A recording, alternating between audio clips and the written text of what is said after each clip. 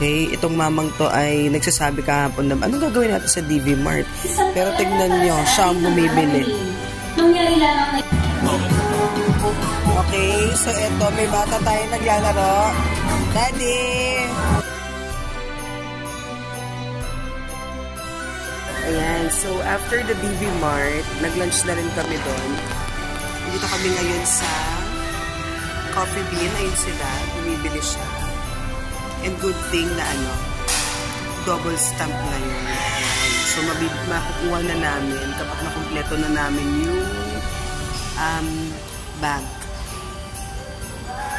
Hindi kami nangongolekta ng planner, pero nangongolekta kami ng ibang stuff from the coffee. Ang ganda ng place. Ang ganda ng place kapag kami pa rin yung tao. Ayan. Ayan si Dad in the house. Ready? So, ilan na lang? Meron na lang kami, ilan to lang?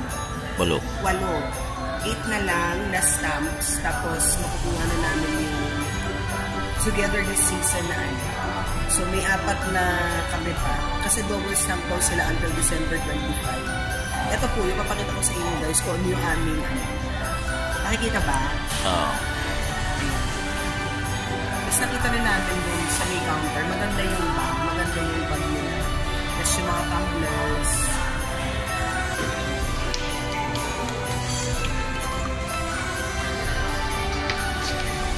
Ano binili natin? Double chocolate cookie and ang kanyang mocha latte.